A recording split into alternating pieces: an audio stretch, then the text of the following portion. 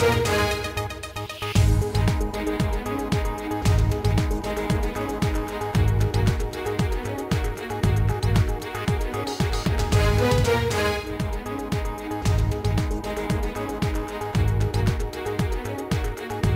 আজকের বাংলাদেশে, আপনাদের সঙ্গে আছে আমি খালেদ মহিউদ্দিন।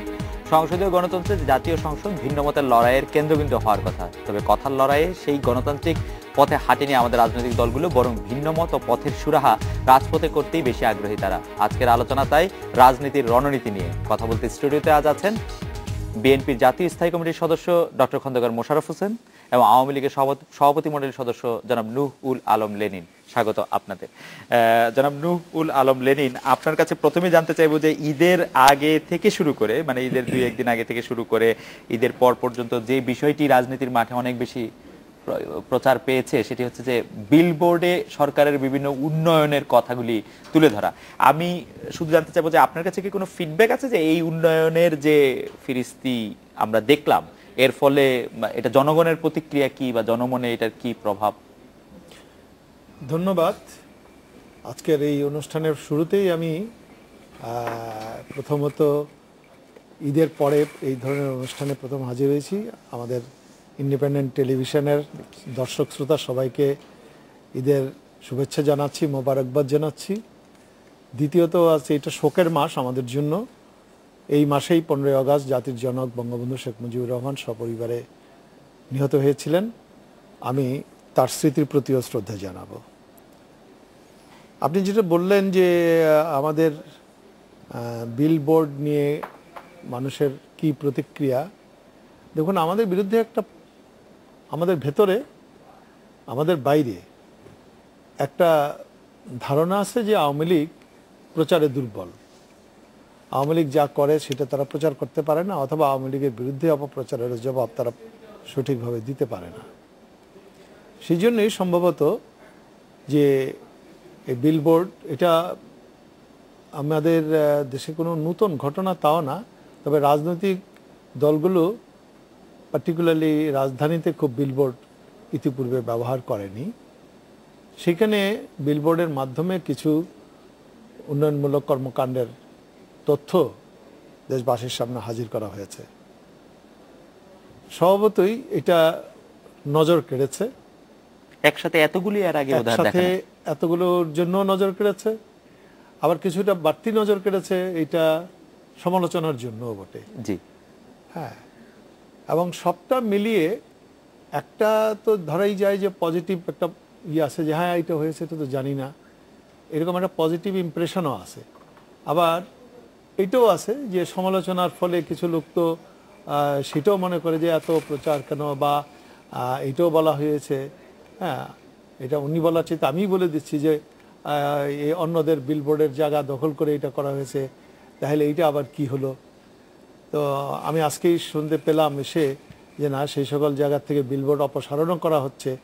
অর্থাৎ জনগণের মধ্যে যদি কোনো বিরূপ প্রতিক্রিয়া হয়ে থাকে বা কোনো ভুল হয়ে থাকে, সেইটাও কিন্তু কারেকশন করছে। এবং এটাকে আমি মনে করব যে দায়িত্বশীল রাজনৈতিক দল হিসেবে বা সরকার হিসেবে কোনো ভুল থাকলে জনপ্রতিক্রিয়ার প্রতি পজিটিভ সাড়া দেওয়া হচ্ছে। আমার মনে হয় যে ভেতরেও বাইরে প্রচারে যে আপনি দুর্বল বলছিলেন, যে আপনাদের ভেতরেও ধারণা আছে যে আপনাদের ভালো কাজগুলি প্রচার হচ্ছে না, তো সেই ক্ষেত্রে একটা এটা মানে আমি তো সেটি বললাম যে এটা একটা ইমপ্যাক্ট আছে, মানে সেটা সাধারণ মানুষের মধ্যেও আছে আর পজিটিভ ইমপ্যাক্টই আছে। আমি জানি না এই ব্যাপারে নিশ্চয়ই অনেকে ঠিক একমত হবেন কিনা, এই ব্যাপারে আমার সন্দেহ আছে। কারণ আমি সামাজিক যে ওয়েবসাইটগুলি দেখতেছিলাম সেগুলির মধ্যে গত কয়েকদিন ধরে ব্যাপক আসলে সমালোচনা হয়েছে নানা রকম ভাবে, নানা কারণে, যে অবশ্যই তার অনেকগুলি আপনি বলেছেন। আমি একটু ডক্টর খন্দকার মোশাররফ হোসেনের কাছে আসি। ডক্টর খন্দকার মোশাররফ হোসেন, আজকে আমরা দেখলাম যে কিছুক্ষণ আগে, মানে আজ রাতেই আমেরিকার যে রাষ্ট্রদূত আছেন ড্যান মজিনার সাথে বিএনপি চেয়ারপারসন বেগম খালেদা জিয়ার একটি বৈঠক হয়েছিল। সেখানে বৈঠক থেকে বেরিয়ে এসে মার্কিন রাষ্ট্রদূত বলেছেন এদেশের জনগণই এ ব্যাপারে সমাধান করতে পারবেন, তারা মানে সংঘাতমূলক রাজনীতি থেকে তারা সহায়তা করতে পারেন। তার কাছে কি কোনো সহায়তা চাওয়া হয়েছিল? মানে তিনি এই কথা কেন বললেন? ধন্যবাদ আপনাকে এবং আপনার মাধ্যমে ইন্ডিপেন্ডেন্ট টেলিভিশনের শ্রোতা দর্শকদের আমি ঈদ মোবারকবাদ জানাচ্ছি। আসলে বিষয়বস্তু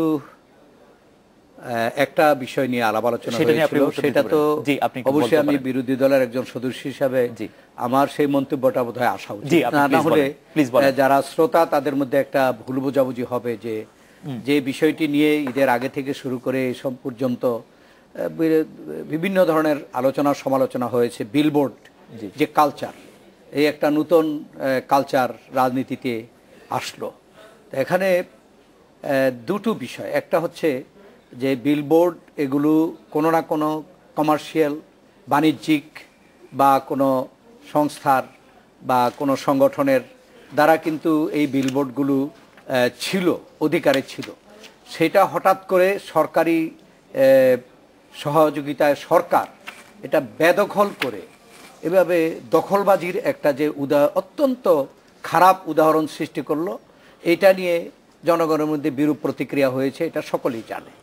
আর আরেকটি দিক হচ্ছে যে সরকার তাদের উন্নয়ন কর্মকাণ্ড প্রচার করার জন্য এভাবে একসাথে রাজধানীতে এত বিলবোর্ড টানিয়ে এই প্রচারটা করার ফলে জনমনে এটা বরং অত্যন্ত বিরূপ প্রতিক্রিয়া সৃষ্টি হয়েছে। যে সাধারণ মানুষে বলা বলি করছে যে খালি কলস কিন্তু বা অর্ধভর্তি কলসে যদি আপনি নাড়াচাড়া দেন তো শব্দ হয়, আর ভর্তি কলসে পানি যদি ভর্তি থাকে কলসে নাড়াচাড়া দিলে শব্দ হয় না। এখন এই সরকার বোধহয় নিজেরা উপলব্ধি করতে পেরেছেন যে তারা যা প্রতিশ্রুতি করেছিলেন, যা করতে চেয়েছিলেন করতে পারেননি, অতএব এখন বিলবোর্ড দিয়ে জনগণকে একটা সান্ত্বনা দেওয়া যে আমরা এই কাজগুলো করি। কিন্তু এখানে এই প্রচারগুলোতে ছোট একটু প্রশ্ন করতে পারি না, এই প্রচারগুলোতে শেষ করিনি, এই প্রচারগুলোতে অতিমাত্রায় প্রচার এবং অনেক অসত্য কথাও এখানে লেখা আছে। যেমন আমি এক্সাম্পল দিতে চাই, ঢাকা চট্টগ্রাম মহাসড়ক সমাপ্তির পথে। আমার বাড়ি যেহেতু দাউদকান্দি কুমিল্লা, আমি কিন্তু এই মহাসড়কে অহরহ যাতায়াত করি।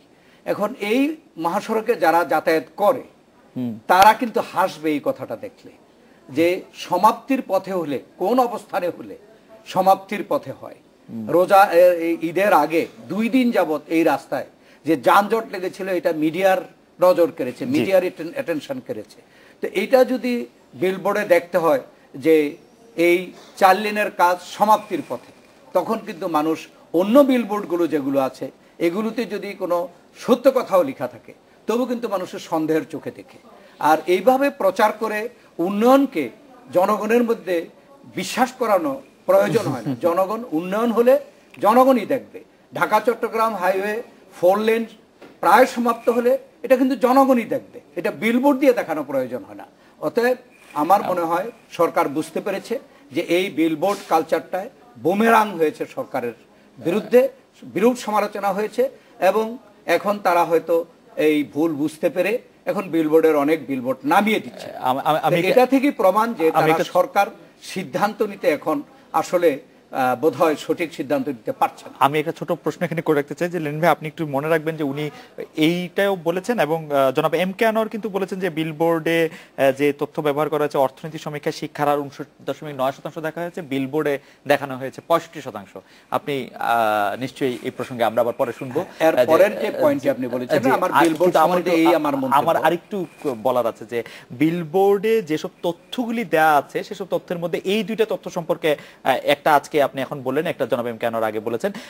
আর অন্যান্য তথ্যগুলির ব্যাপারে কি আপনাদের কোনো ইয়া আছে কিনা যে সরকার অসত্য বলেছে এরকম কোনো কিছু? না, যেরকম ধরেন আমি বিদ্যুৎ সম্বন্ধে বলতে চাই। জি, বিদ্যুৎ সম্বন্ধে বলা হয়েছে বিদ্যুতের এত হাজার মেগাওয়াট বিদ্যুৎ করা হয়েছে ইত্যাদি, স্ট্যাটিস্টিক্স ইজ দেয়ার। কিন্তু এই বিদ্যুতের মধ্যে একটা ব্যাপার আছে যে স্থাপিত ক্ষমতা আর প্রকৃত উৎপাদন এর মধ্যে কিন্তু গরমিল আছে, এটা স্বাভাবিক।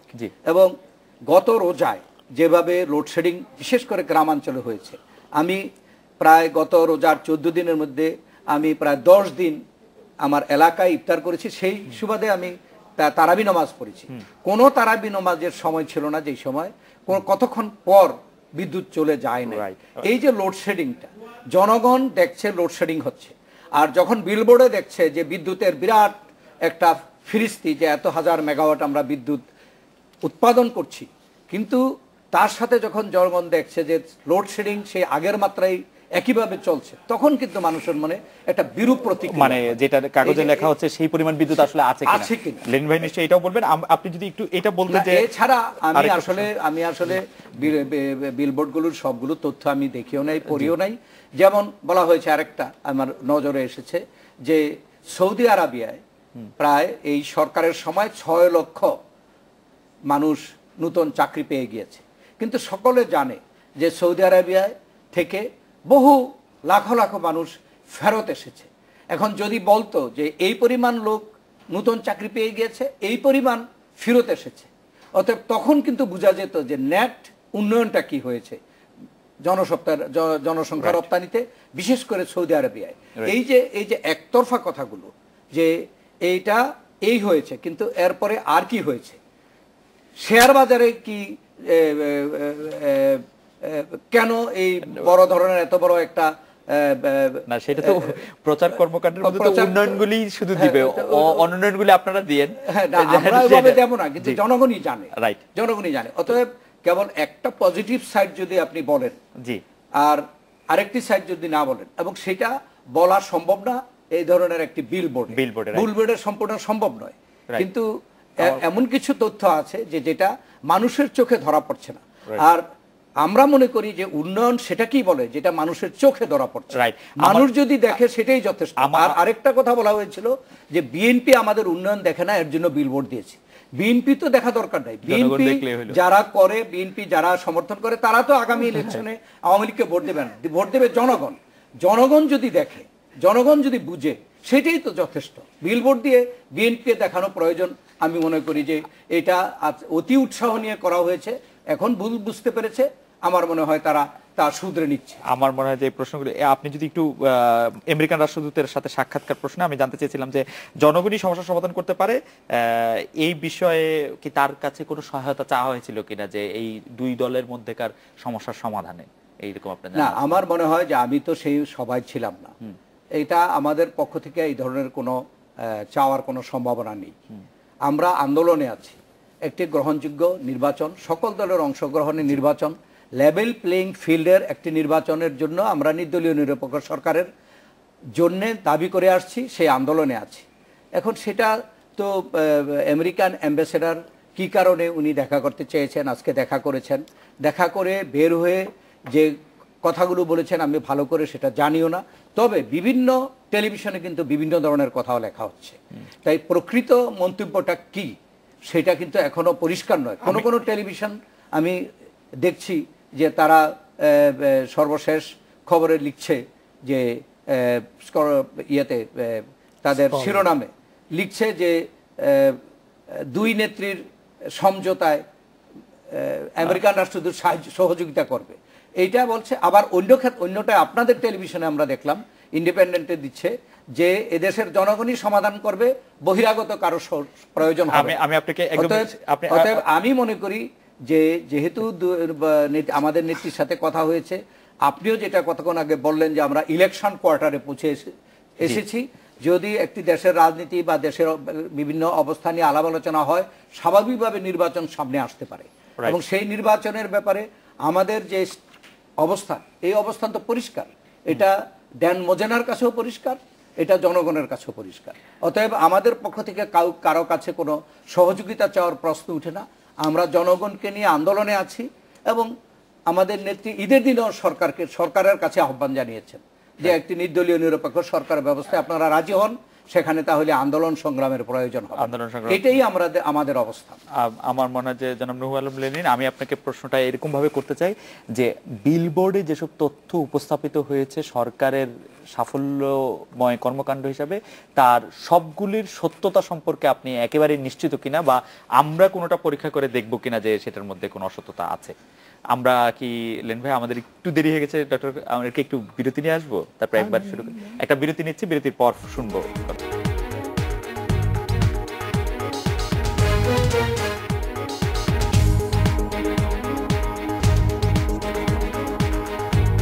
বিরতির পর ফিরে এলাম আজকের বাংলাদেশে।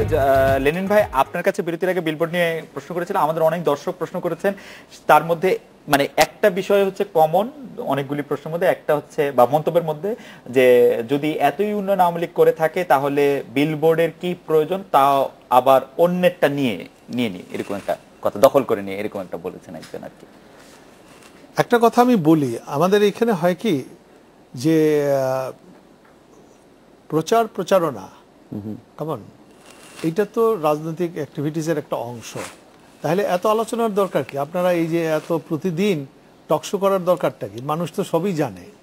হ্যাঁ, উনি যা বলেন সেটাও জানে, আমি যা বলি সেটাও জানে, কিন্তু তারপরে আমরা কেন বলি? ওনারাও ওনাদের পক্ষে জনমত সৃষ্টি করতে চাইবেন, আমরাও আমাদের সাফল্যের কথা ভিত্তিতে জনমত সৃষ্টি করতে চাইব। 2 নম্বর, যারা এখানে আপনার ফেসবুকে যায়, টুইটারে যায়, তারা নিঃসন্দেহে শিক্ষিত জনগোষ্ঠীর একটি অংশ। আবার এমন পাবলিক আছে যারা জীবনে ফেসবুকও করে না, টুইটারও করে না, তাদের অংশটা এই 16 কোটি মানুষের মধ্যে কিন্তু কম না। সে যেতে যেতে চোখের সামনে হয়তো এটা দেখে। এবং এই অবাক করা প্রশ্ন তো আমরা এটাও দেখেছি। ধরেন বিদ্যুৎ উৎপাদনের কথা বললেন, বিদ্যুৎ উৎপাদন 2006 সালে বা আমরা যখন ক্ষমতা নেই 2008 সালে কি অবস্থা ছিল, কত সময় পর্যন্ত লোডশেডিং হতো, আর এখন কতটা হয়? লোডশেডিং একেবারে হয় না তা না, কিন্তু এটা তো একটা সহনীয় পর্যায়ে এসছে। হ্যাঁ, আমার নিজের জেলাতে আমি বাড়িতে ছিলাম ঈদের মধ্যে, আমিও ওনার মতো এলাকায় ঘুরেছি। হ্যাঁ, কোথাও হয়তো বেশি বা কম হতে পারে, যেখানে আগে 2-3 ঘন্টার বেশি বিদ্যুৎ থাকতো না, সেখানে 19 ঘন্টা, 23 ঘন্টা, 22 ঘন্টা পর্যন্ত বিদ্যুৎ থেকেছে। কাজেই এলাকা ভিত্তিতে হয়তো কিছু ডিফারেন্স হয়ে থাকে, কিন্তু বিদ্যুতের ক্ষেত্রে একটা বড় উন্নতি হয়েছে। এখন কেউ বলতে পারেন যে এটা তো উন্নতি হয়েছে, এটা বলার দরকার কি? হ্যাঁ, কিন্তু উনি তো আমার বিরুদ্ধে সবসময়ই যেটা হয় যে আমি আমার উন্নতি কথা বলতে না বলে আমাকে অবনতির জবাব দিতে হচ্ছে, যে ওনরা এইটা করতে পারেননি, ওনরা এইটা করেছেন, এইটা গণবিরোধী হয়েছে, ওইখানে এইটা অসফল, ব্যর্থতা। কাজে ওনরা দিবেন আমার ব্যর্থতার ফিরিস্তি, আর আমি এখন চুপ করে থাকবো যে কেবল ব্যর্থতারই জবাব দেব না, আমি আমার উন্নয়নের কথা বলবো। এবং সেটা ওনরা যখন সরকারে থাকবেন, ওনরা কি আর উন্নতির কথা বলবেন না? আজকে প্রতিজ্ঞা করেন, আসেন আমরা প্রতিজ্ঞা করি যে আমরা কোনো ডেভেলপমেন্টের কথা বলবো না, কেবল পরস্পরের প্রতি দোষারোপ করবো। এটা তো কোনোদিনই রাজনৈতিক সংস্কৃতির অংশ হতে পারে না। হ্যাঁ, সর্বক্ষেত্রেই বাড়াবাড়ি, অতিরিক্ত বাড়াবাড়ি, সেটা কোনো সময় খুব সুফল হয় না, মানুষকে সেটা বিরক্তি উৎপাদন করে, এটা আমি মানে স্বীকার করি। সুতরাং আজকে এইখানে আমরা বিলবোর্ড দিয়েছি। বিলবোর্ড কালচারটা আমাদের এখানে, আপনি যদি ঢাকা মাওয়া সড়কে যান, উনি যায়, ওনার বাড়ি ওই পথে। হ্যাঁ, আমার পথ হচ্ছে ঢাকা মাওয়া সড়ক। ঢাকা মাওয়া সড়কে কেরানীগঞ্জ থেকে শুরু করেন, মাওয়ার পয়েন্ট পর্যন্ত যাবেন, বহুত আওয়ামী লীগ এন্ড বিএনপির হ্যাঁ ক্যান্ডিডেটদের তো বটেই, যারা এমপি আছে, এমনকি সম্ভাব্য ক্যান্ডিডেটদের বা আগে ক্যান্ডিডেট ছিল তাদের এবং তাদের অনুষঙ্গীরা এক একজন নিজেদের ছবি, হ্যাঁ নেতার ছবি, দলীয় নেত্রী নেতাদের ছবি দিয়ে বিলবোর্ড, কিন্তু হাজার হাজার বিলবোর্ড রাস্তার 2 পাশে আছে। কাজে এখানে এটা নতুন না, এমনকি প্রতিবেশী দেশে যেখানে কলকাতাতে আমরা এটা কোথাও নতুন না। মানে আমি যে প্রশ্নটা করেছিলাম যে বিলবোর্ডে যেসব তথ্য দেওয়া হয়েছে এর কোনটা চ্যালেঞ্জ করে, সেটা হলো অন্য প্রসঙ্গ। আমি বলছি বিলবোর্ড ইটসেলফ। হ্যাঁ, লন্ডনে কি হয়, লন্ডনে রাস্তাঘাটের পোস্টার লাগায়, লন্ডনে একটা পার্টিকুলার টাইমের জন্য। হ্যাঁ, ইংল্যান্ডে সাধারণ নির্বাচনে একমাত্র প্রচারের জায়গা হচ্ছে টেলিভিশন ভাড়া করে নিয়ে তাদের বক্তব্য দিতে হয়, নির্দিষ্ট জায়গায় সভা করতে হয়, আর হচ্ছে বিলবোর্ডে। লন্ডনের কথা বলেছেন, ভালো হয়েছে। লন্ডনে বিলবোর্ডে যে প্রচারণা হয় সেই বিলবোর্ডটি ভাড়া নেওয়া হয়। এই ক্ষেত্রে আমি তো জানি না যে ভাড়া নেওয়া না নেওয়াটা হলো সেকেন্ডারি কোশ্চেন। আমি যে বিলবোর্ড কালচারটা, it is nothing new in the politics. জি, এটা হলো 1 নম্বর কথা। 2 নম্বর কথা হচ্ছে বিলবোর্ডে আজকে যে সকল তথ্য দেওয়া হয়েছে, হ্যাঁ, সেই তথ্যগুলো আমি বা আপনি কেউই কিন্তু সবগুলো বিলবোর্ড আমরা দেখিনি। এবং এই বিলবোর্ড যাদেরকে হয়তো কোনো পার্টিকুলার কোন একটা প্রতিষ্ঠানকে বা একাধিক প্রতিষ্ঠানকে এগুলো করতে দেওয়া হয়েছে, কে দিল দায়িত্বটা? মানে এটাও একটা প্রশ্ন, যে দায়িত্বটা সরকার দিয়েছে। এখন এই বিলবোর্ডের পরিসংখ্যানগত অসঙ্গতি এটা থাকতেই পারে। এটা 2 কারণে থাকতে পারে। একটা হতে পারে যে যারা এই তথ্য সরবরাহ করছে তারা অসাবধানতা করেছে, তাদের দুইটার জায়গায় কোনো সামঞ্জস্য নাই।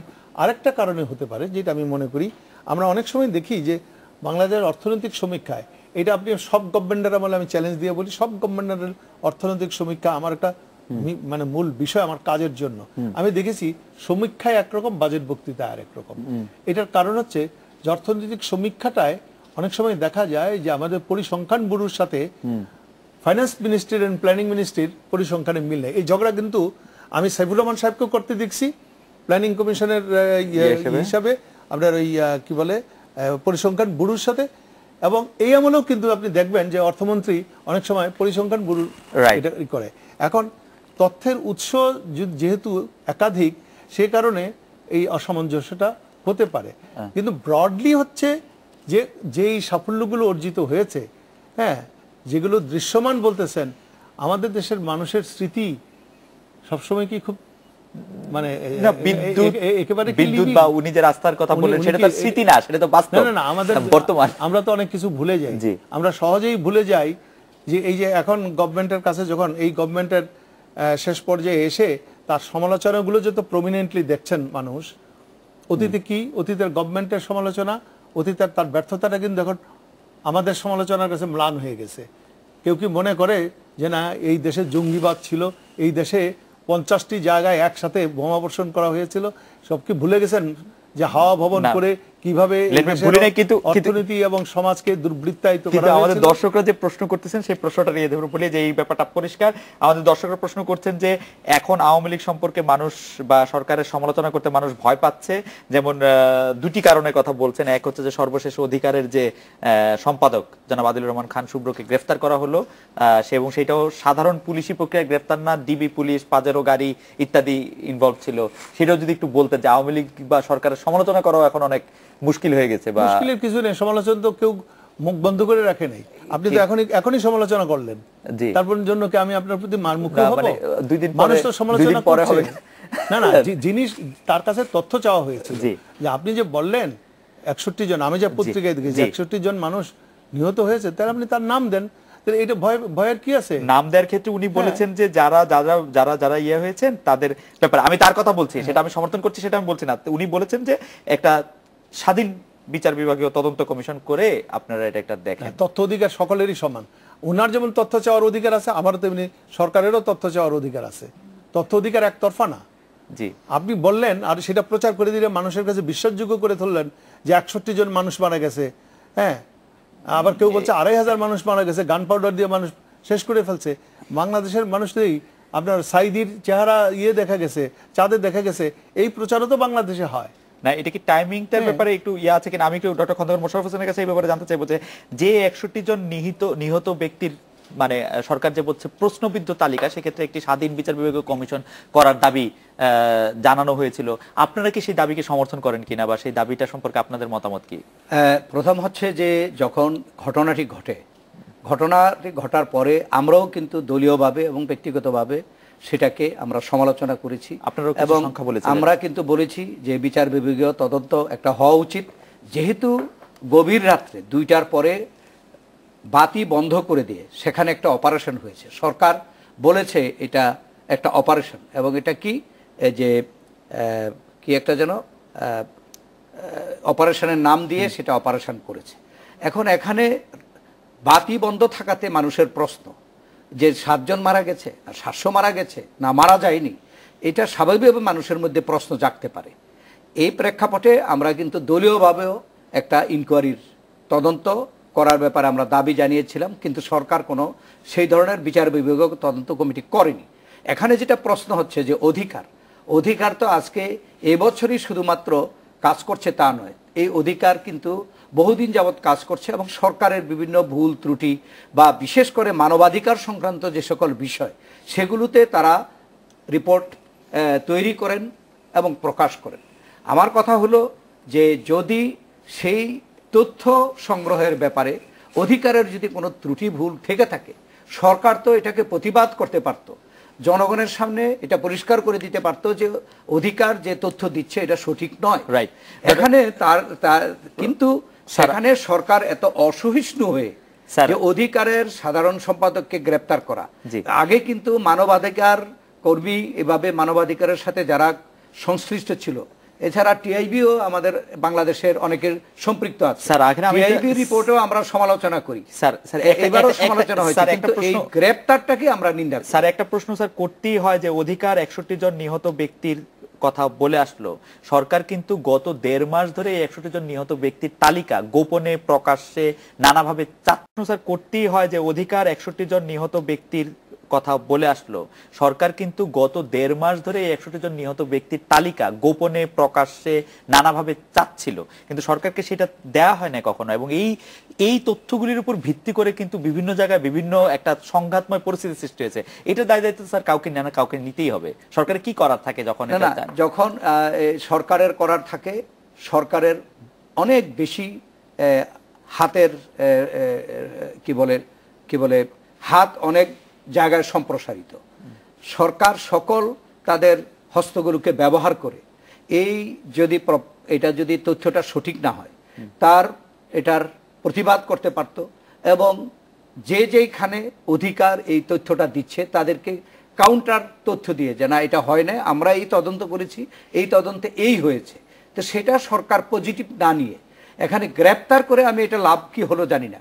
সারা বিশ্বব্যাপী আজকে এটা হলো যে অধিকার একটি মানবাধিকার একটি সংস্থা, সেই সংস্থার মহাসচিবকে গ্রেপ্তার করা হয়েছে সরকারকে সমালোচনা করার জন্য বা ভুল তথ্য প্রকাশ করার জন্য। ভুল তথ্য প্রকাশ করলে সেটা সরকার পরিষ্কার করে দিতে পারত, সঠিক তথ্য দিয়ে সেই ভুলটা ভেঙে দিতে পারত, কিন্তু গ্রেপ্তার করে আমার মনে হয় সরকার আরো এটাকে সন্দেহটাকে আরো বৃদ্ধি করবে। আমরা মনে করি গ্রেপ্তার করাটা সঠিক হয়। আমার মনে লিন ভাই এটা জবাব দিবেন, কিন্তু স্যার আমি আপনার কাছে একটা প্রশ্ন করতে চাই স্যার। এই হেফাজতে ইসলামের এই ঘটনা পরপরই বিএনপির পক্ষ থেকে বলা হয়েছিল সেখানে 2,500 লোক মারা গেছে, তো সেইটাও কিন্তু একটা বিরাট মানে একটা সৃষ্টি করেছিল। এই বিষয়গুলি সরকারের কিভাবে কাউন্টার করা উচিত সেটা একটু লেনিন ভাইয়ের কাছে শুনবো, কারণ অনেক ধরনের স্যার যেমন বলছিলেন যেহেতু এখানে একটা জনমনে প্রশ্ন দেখা দিয়েছে সরকার আসলে কত ভাবে আমার যে মূল প্রশ্ন ছিল রাত্র 2টায় বাতি বন্ধ করে ফ্ল্যাশ আউট যে অপারেশনটা চালালো, বলল 11,000 বা 10,000 পুলিশ, বিডিআর এবং বিজিবি, পুলিশ, র্যাব এতে ব্যবহার করা হয়েছে, কি পরিমাণ অস্ত্র ব্যবহার করা হয়েছে, কিন্তু এখানে কি হতাহত হয়েছে এইটা সম্পর্কে একটা যখন জনমনে সন্দেহ, যেহেতু রাতের অন্ধকারে আলো বন্ধ করে করা হয়েছে, সন্দেহ যখন সৃষ্টি হয়েছিল তখন সরকারের উচিত ছিল একটা বিচার বিভাগীয় তদন্ত করে এটা পরিষ্কার করা, এটা সরকারের দায়িত্ব ছিল। এই বিচার বিভাগীয় তদন্ত সম্পর্কে লেন ভাই আপনার মতামত শুনবো, আমরা একটা বিরতি নিয়ে ফিরছি এই সম্পর্কে।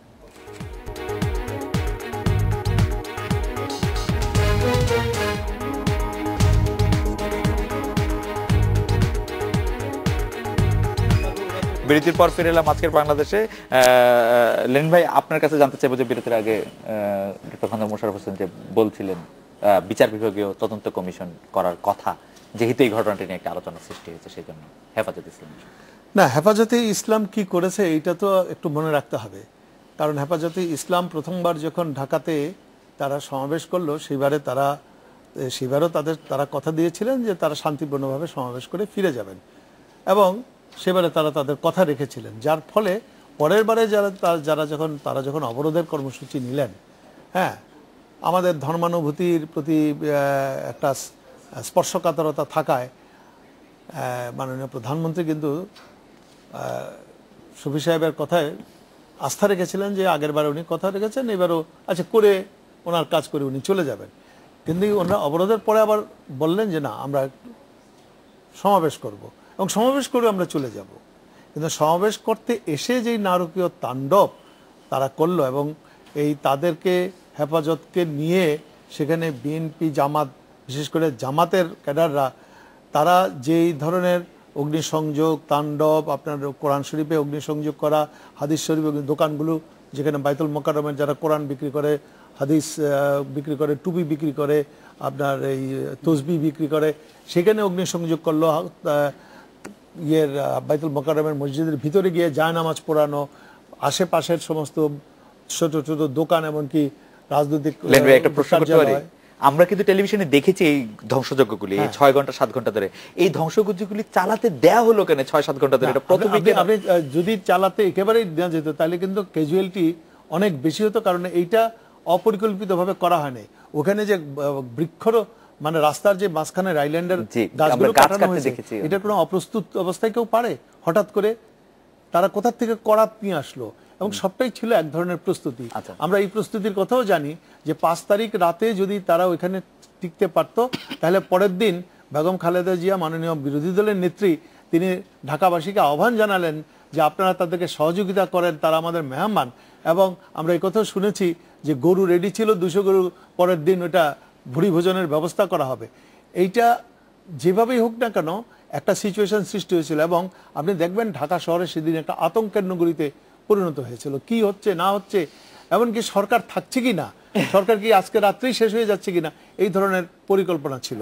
আমরা যেটা মনে করি যে এই হেফাজতিদের পেছনে যুদ্ধাপরাধীদের রক্ষা করার জন্য বিএনপি জামাত তারা মদত জুগিয়েছিল, এবং তারা এমন একটা সিচুয়েশন তারা করতে চেয়েছিল যেটার ভেতর দিয়ে, অর্থাৎ স্থায়ী অবস্থানের ভেতর দিয়ে পরের দিন একটা অস্থিতিশীল পরিস্থিতি সৃষ্টি করে তার মধ্য দিয়ে অসাংবিধানিক কোনো ক্ষমতা দখলের পায়তারা তাদের ছিল। এখন এইখানে যে মানুষের আতঙ্ক, জনগণের নিরাপত্তার প্রশ্ন, একটা নো গভর্নমেন্ট সিচুয়েশন, সেখান থেকে একটা দায়িত্বশীল সরকার কি করবে যে সবচেয়ে কম ক্যাজুয়ালিটি বা না ক্যাজুয়ালিটি না দিয়ে এই জিনিসটাকে ডিসপার্স করে দেওয়া। উনি যেটা বলছিলেন যে এটা বিচার বিভাগের একটা তদন্ত কমিশনের মাধ্যমে এই তথ্যগুলো আসলে পরের ব্যাপার।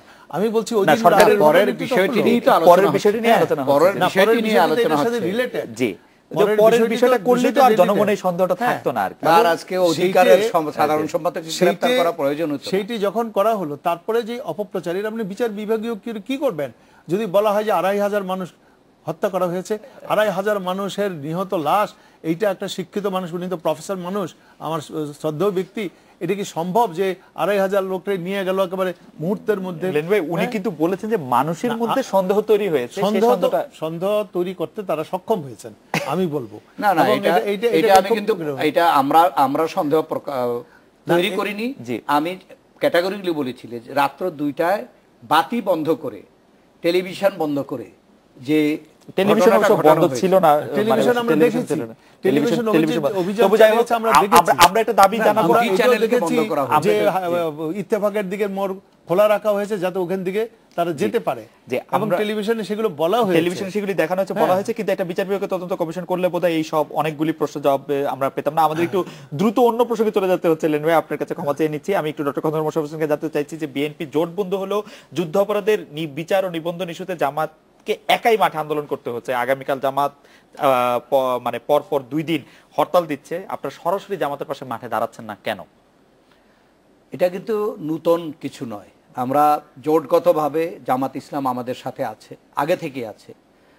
এবং আপনারা যদি গত 1 বছর 2 বছর যাবত আমাদের কর্মকাণ্ড দেখেন, আমরা দলীয়ভাবে বিএনপি আলাদা কর্মসূচি নিয়েছি, আমরা বাস্তবায়ন করেছি। জামাতে ইসলাম আলাদা কর্মসূচি নিয়েছে, তারা আলাদা বাস্তবায়ন করেছে। যেটি আমরা 18 দলীয় জোটগতভাবে কর্মসূচি নিয়েছি, আমরা সম্মিলিতভাবে বাস্তবায়ন করেছি। এটা কিন্তু চলে আসছে আগে থেকে, এবং আগামী করলো, এবং এর পরের দিনের হরতাল জামাত ইসলাম একা ডেকেছে, এবং তারা জামাত ইসলামে সেটা বাস্তবায়ন করবে। এটা কিন্তু নতুন কিছু নয়, এটা আগেও এরকম ভাবে জামাত ইসলাম তাদের নিজস্ব কর্মসূচি ঘোষণা করেছে, তারা সেটা বাস্তবায়ন করেছে। অতএব এটা নতুন কিছু নয়।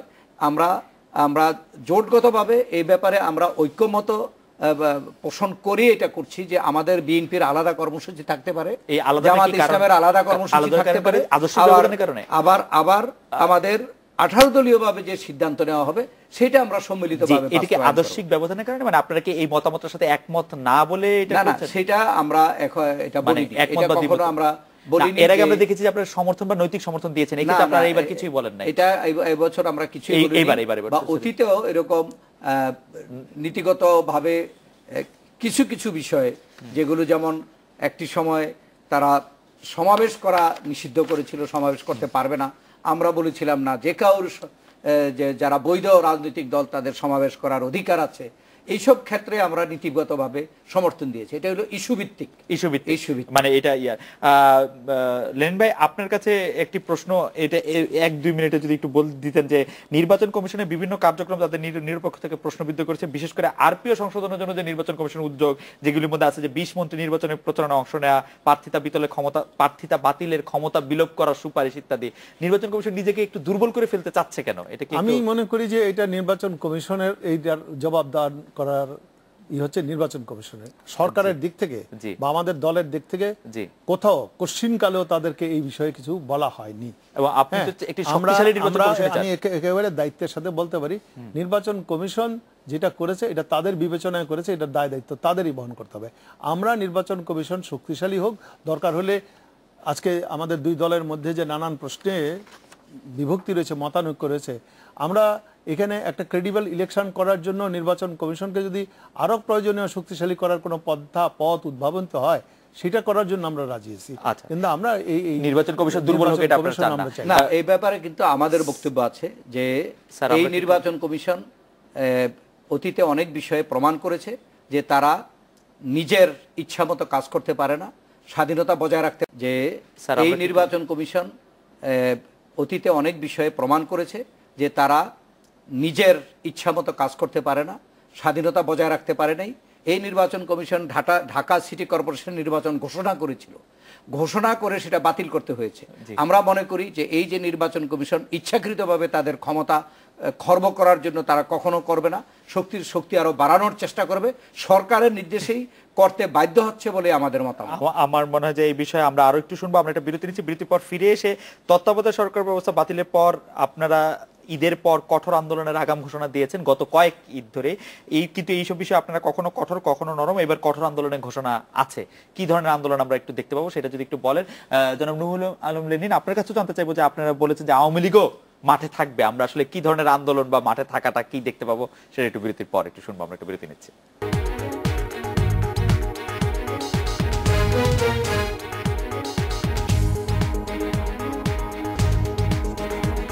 বিরতির পর ফিরে এলাম। আজকের বাংলাদেশে ঈদের পরে কঠোর আন্দোলনের আগাম ঘোষণা দিয়ে রেখেছেন ডক্টর খন্দকার মোশাররফ হোসেন, কিন্তু আপনারা এরকম ঘোষণা আগেও দিয়েছেন। এবার কতটা আসলে কঠোর আন্দোলনের দিকে আপনারা যাচ্ছেন বা যাবেন, বা কি ধরনের কর্মসূচি হতে পারে? আসলে আমাদের ভবিষ্যৎ আন্দোলনের কর্মসূচিকে বুঝতে হলে আমাদের দাবিটির দিকে দৃষ্টিপাত করা দরকার। আমরা অনেকদিন যাবতে বলে আসছি যে আগামী নির্বাচন হতে হবে সুষ্ঠু নিরপেক্ষ এবং সকল দলের অংশগ্রহণে একটি নির্বাচন। আর সেই নির্বাচন হতে হলে একটা লেভেল প্লেইং ফিল্ড হতে হবে। সেই লেভেল প্লেইং ফিল্ড একটি দলীয় সরকারের অধীনে এই দেশে এখনো সম্ভব নয়। সেই জন্যে আমরা নির্দলীয় নিরপেক্ষ সরকার ব্যবস্থা সম্বন্ধে আমরা দাবি জানিয়ে আসছি এবং এই দাবিটি আজকে জাতীয় দাবিতে পরিণত হয়েছে। পত্রপত্রিকায় এসেছে, জরিপ হয়েছে, 90% মানুষ আজকে আগামী নির্বাচন তত্ত্বাবধায়ক সরকারের অধীনে চায়। আর বিগত 5টি সিটি কর্পোরেশন নির্বাচন আমরা আন্দোলনের অংশ হিসাবে করেছি এবং সেখানে আন্দোলনের প্রধান ইস্যু হচ্ছে আগামী নির্বাচন নির্দলীয় নিরপেক্ষ সরকারের অধীনে। এই নির্বাচনগুলোতে, সিটি কর্পোরেশন নির্বাচনগুলোতে জনগণ আমাদের প্রার্থীদেরকে সমর্থন করে প্রকারান্তরে এই তত্ত্বাবধায়ক সরকারের পক্ষে তাদের রায় দিয়েছে। এমত অবস্থায় আমাদের নেত্রী এই ঈদের দিনে আবার আহ্বান জানিয়েছেন সরকারের কাছে যে নির্দলীয় নিরপেক্ষ সরকার ব্যবস্থা সম্বন্ধে আপনারা একটা সিদ্ধান্ত নিন, তাহলে আমরা আন্দোলন সংগ্রামের কোনো প্রয়োজন হবে না। এখানে পরিষ্কার। আর যদি এই সরকার তাদের দলীয় সরকারের অধীনে নির্বাচনের জন্য তারা এগিয়ে যায়, একগুঁয়েমি করে, তাহলে আমাদের পরিষ্কার অবস্থান যে আমরা সেই নির্বাচনে অংশগ্রহণ করব না। এবং সেই নির্বাচনে অংশগ্রহণ যে করবে না কোন দলটি, যেই দলটি এখন সবচাইতে জনপ্রিয় দল এবং 5টি সিটি কর্পোরেশন নির্বাচনে সেটা প্রমাণিত। অতএব সেই সবচেয়ে জনপ্রিয় দলকে বাইরে রেখে যদি নির্বাচন করতে যায় এই সরকার, তাহলে স্বাভাবিকভাবে রাজনৈতিক অস্থিরতা এবং সেটা থেকে সংঘাতেরও সৃষ্টি হতে পারে এবং সেই জন্য দায় দায়িত্ব সরকারকে নিতে হবে। এখনও কিন্তু আমাদের নেত্রী, দেশনেত্রী বেগম খালেদা জিয়া আবার আহ্বান জানিয়েছেন যে এ ব্যাপারে একটা সমঝোতা হোক, এ ব্যাপারে সরকারকে, যাতে করে নির্দলীয় নিরপেক্ষ সরকার ব্যবস্থা কায়েমের ব্যাপারে তারা একটা ইতিবাচক ভূমিকা রাখুক এবং বিরোধী দল হিসেবে আমরা সহযোগিতা করব। এর যদি ব্যবস্থা হয়ে যায় তাহলে তো আন্দোলন সংগ্রামের প্রয়োজন হবে না। আর যদি না হয় তাহলে তো আমাদের এবং জনগণের পিঠ দেয়ালে ঠেকে যাবে এবং তখন আমরা একটা বৃহত্তর কর্মসূচি দেওয়া ছাড়া আমাদের কোনো বিকল্প থাকবে না। আমরা এটা চাই না, কিন্তু আমাদের বিকল্প থাকবে না। এটা তো একটা পুরনো বিতর্ক, গত 2 বছর যাবৎ চলে আসছে এবং ওনাদের অবস্থান বলতেছেন, আমরা আমাদের অবস্থান বলছি। হ্যাঁ, আমরা দুটো কারণেই বলেছি যে আমাদের নির্দলীয় নিরপেক্ষ তত্ত্বাবধায়ক সরকার যেগুলো এই পর্যন্ত হয়েছে তার অভিজ্ঞতা দেখেছি। হ্যাঁ, সেখানে আমরা লতিফুর রহমানের নির্দলীয় তত্ত্বাবধায়ক সরকার যে তার সে কতটা নিরপেক্ষ ছিল সেইটাও আমরা অভিজ্ঞতায় দেখেছি। আমরা ডক্টর ইয়াজউদ্দিন আহমেদের তত্ত্বাবধায়ক সরকার দেখেছি, যে তত্ত্বাবধায়ক সরকারের উপদেষ্টারা পদত্যাগ করতে পর্যন্ত বাধ্য হয়েছে তার নিরপেক্ষতার প্রশ্নবিদ্ধ থাকায়। আমরা 111-এর পরের তত্ত্বাবধায়ক সরকার দেখেছি যাদের 120 দিনের জায়গায় তারা 2 বছর ক্ষমতায় থেকেছেন। ফলে যদি বলা যেতে পারে যে এই দাবিটি আওয়ামী লীগই তুলেছিল, এবং আওয়ামী লীগ যখন এই দাবিটি উত্থাপন করে তখন তৎকালীন প্রধানমন্ত্রী মাননীয় বেগম খালেদা জিয়া বলেছিলেন পাগল এবং শিশু ছাড়া কেউ নির্দলীয় নিরপেক্ষ হয়নি। এখন তারা পাগল এবং শিশুদের উপরেই নির্ভর করতে চাইছেন। আমরা এটার সাথে যুক্ত হতে দেখি যে এটা এরকম ভাবে কেন ভাবেন না যে উনি ওনার মতামত থেকে আপনাদের মতামতটা গ্রহণ করেছেন, ওনার মতামতে উনি স্থির আছেন, সেটা কেন ভাবেন? হ্যাঁ, আমরা এখন ওনার মতামত সেটা তো এটাকে অপব্যাখ্যা দেওয়া হয়। যদি আমাদের নেত্রী সেভাবেই চিন্তা করতেন তাহলে এই তত্ত্বাবধায়ক সরকার ব্যবস্থা সংবিধানের সেটাও করেছেন একটা আন্দোলনের ফলে, এবং 1996 সালের 15ই ফেব্রুয়ারির ভোটারবিহীন দলবিহীন নির্বাচনের যে দৃষ্টান্ত করেছেন সেটা তো বাংলাদেশের গণতান্ত্রিক অভিযাত্রা একটা কলঙ্ক সৃষ্টি হয়েছে। তারপরেও সেটাকে মেনে নিয়ে আমরা নির্বাচনে অংশগ্রহণ করেছিলাম, যেহেতু দাবিটা মৌলিকভাবে ছিল আমাদের। আমার কথা হচ্ছে যে আমরা আমাদের মতো দেশে, এটা আমি জেনারেলি বলতে চাই, আমাদের দেশের গণতন্ত্র আমার কাছে এটা মনে হয় এখনো এটা একটা প্রতিবন্ধী গণতন্ত্র। ওনারা যখন পাওয়ারে থাকেন, আমরা আমি কথাটা শেষ করছি, ওনারা যখন পাওয়ারে থাকেন, যদি বিরোধী দল পার্ট অফ দ্য গভর্নমেন্ট হয় তাহলে উভয়ই দায়িত্বশীল ভূমিকা পালন করবে। কিন্তু দেখা যাবে যে বিএনপি ক্ষমতায় থাকলে আওয়ামী লীগ পার্লামেন্টে যায় না ঠিক মতো, আওয়ামী লীগ পাওয়ারে থাকলে বিএনপি যায় না ঠিক মতো। ফলে এখানে গণতান্ত্রিক প্র্যাকটিস, বাস্তব গণতন্ত্র, সেটা একটা সহিষ্ণু গণতান্ত্রিক ঐতিহ্য, সেটা কিন্তু আমরা গড়ে তুলতে পারিনি। এবং এই জন্য কিন্তু আমাদের নির্বাচন, একটা নির্ভরযোগ্য নির্বাচন ব্যবস্থা গড়ে তোলার জন্য একটা লড়াই আমাদের করতে হচ্ছে, এবং সেই লড়াই করতে গিয়ে তত্ত্বাবধায়ক সরকার একটা প্রতিষ্ঠিত হয়েছে, যার অভিজ্ঞতাটা কিন্তু তিক্ত। কেন ফলাফল কিন্তু তার মানে যে পক্ষ হেরে যায় সেই পক্ষ কিন্তু ফলাফলও মানে না, এবং তারা কিন্তু বলে যে এটা সঠিক হয়নি। কিন্তু মোটামুটি গ্রহণযোগ্য নির্বাচন হয়। আমরা গ্রহণযোগ্য নির্বাচন করার জন্য বিশ্বব্যাপী পরীক্ষিত সংসদীয় গণতন্ত্রের যেই ধারা, সেখানে আমরা প্রত্যাবর্তন করি। আমরা মনে করি যে সকল দলের অংশগ্রহণে, বিএনপির অংশগ্রহণে, হ্যাঁ, একটা ক্রেডিবল ইলেকশন করার জন্য আমরা উভয় পক্ষ চেষ্টা করব, এবং সংসদের ভিতরে ওনারা গেছেন, আগামী সংসদ নির্বাচনে যাবেন, আলোচনা করবেন। আমরা আশা করব যে সব দলের নির্বাচনে একটি সুষ্ঠু নির্বাচন হবে, ক্রেডিবল ইলেকশন করার জন্য এগিয়ে যাব। আজকের অনুষ্ঠানে আসার জন্য আপনাদের দুজনকে অনেক ধন্যবাদ। এই ছিল আজকের বাংলাদেশে, দেখা হবে আগামীকাল এই সময়। শুভরাত্রি।